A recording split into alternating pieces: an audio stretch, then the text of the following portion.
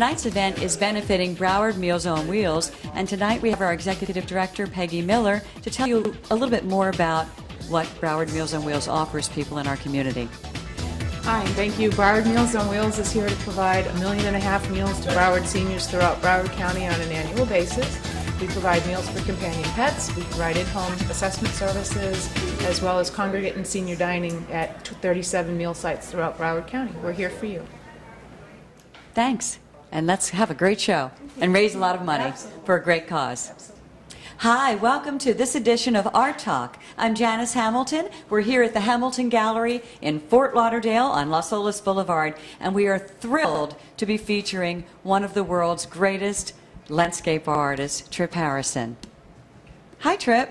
Hi, Janice. How are you doing? I'm great. Great. Thank you. Thanks for stopping by. Thanks for having me. And Trip, are you you're going to be here for a few days, right? So be sure, everybody, to stop on in and see Trip's work, which will be here for, I guess, another few weeks.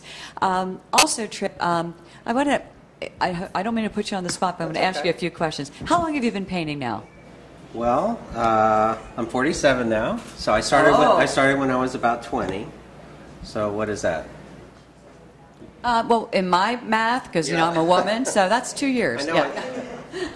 Right. So I've been at this about 26 years now. And so you started then, and who really inspired you?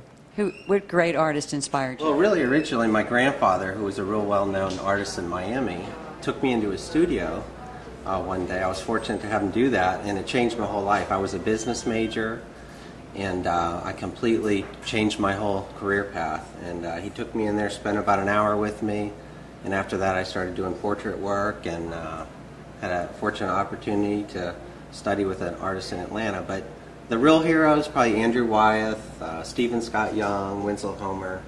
So there's a few others, but those are the primary ones. So did you drop out of school then? Dropped out of school, got a little too sidetracked with the art thing, and yeah, I had to go home after my parents paid for college and tell them I was going to become an artist.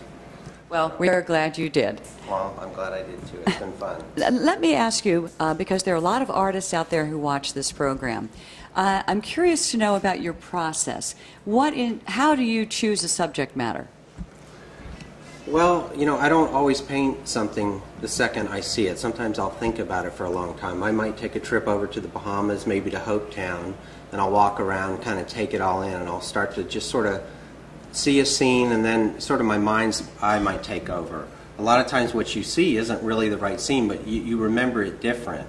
And so I try to really harness that great memory that I have. Sometimes I'd be even disappointed when I go back to the scene. So you let your mind's eye take over, you think about it, and then you try to get it down on paper. And then you do these studies, and then that sort of progresses maybe to a large oil painting. Are you painting plein air, or are you working from photography? A little of both. Little of both. You asked me about young artists, I think, didn't you? Yes. And that's one of the things I would say. If you want to make huge leaps in your career and progress fast, working outside, working from life, plein air, that's the way to go. And I know now you're actually expanding into works on paper, some pastel, some watercolor. What made you choose to do that, take that direction? Yeah, I wouldn't say that I'm really changing directions, but I'm spending a lot more time doing preparatory things. I have an original idea. I try to get it down on paper, then I might go back, work from life there. But just really thinking things out a little bit more, spending a lot of time on paper. If you look at people like Andrew Wyeth, before he ever did Christina's World, there were 50 sketches preliminary to that. So sort of that direction. You look at these people that became great painters, but they prepared. They did a lot of work ahead of time. So it's not all so spontaneous. They really plan things out. Well, we talked a little bit yesterday. Trip came in last evening, and we talked a lot about your process, and sometimes you hit a wall, and how you progress and how you take a few steps back. Explain that to everybody out there. Well, I think when I first started, I didn't really know what I was doing. I just started doing it, and sometimes that works pretty well.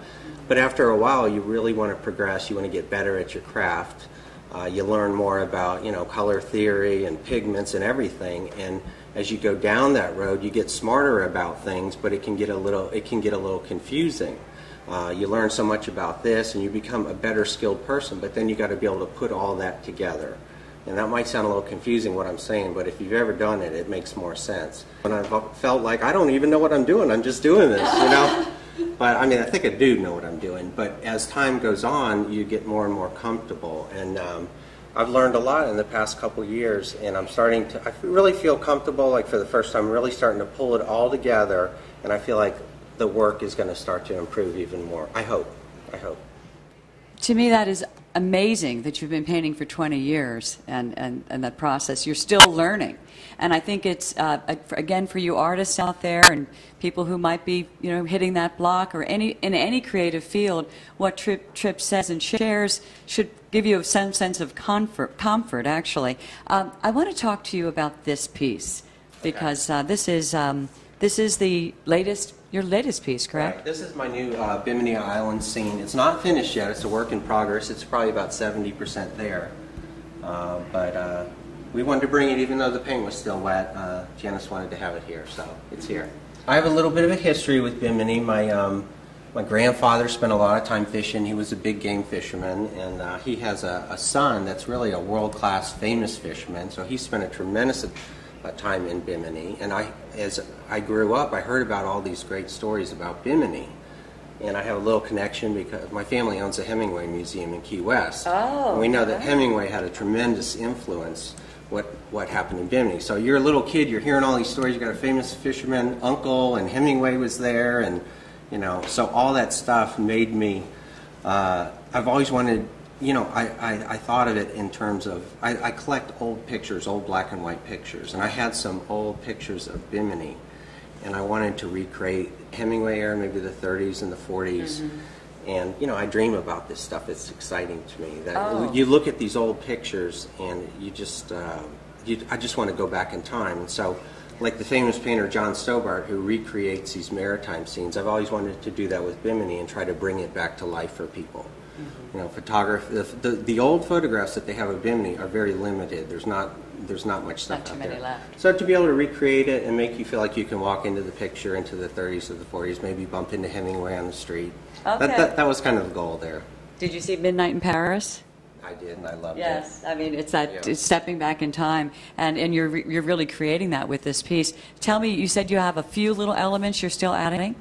Well, I wanted to get a few. I absolutely am in love with the old Bahamian boats, the old Bahamian dinghies that you see. If you look at some of the old pictures all over the Alba Coast, they're just dotted with old Bahamian dinghies, and you'll have little boathouses where a great craftsman is building one of these things with no power tools. So that's had an effect on me. I've painted quite a few of those.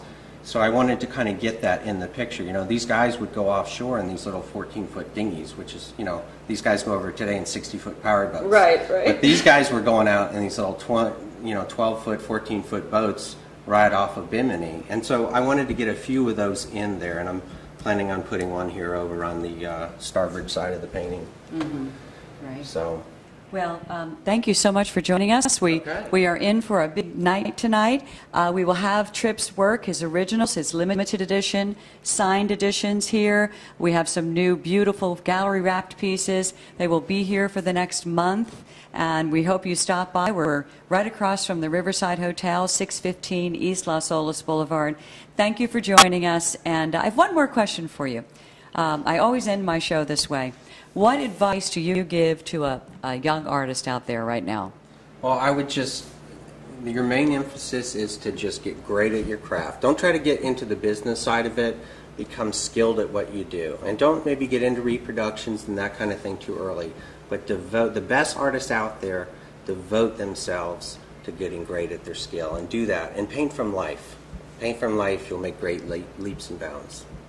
Great, thank you. And then if you're looking to market your works, you call me. Anyway, thank you all for joining us, and hope to see you at the gallery.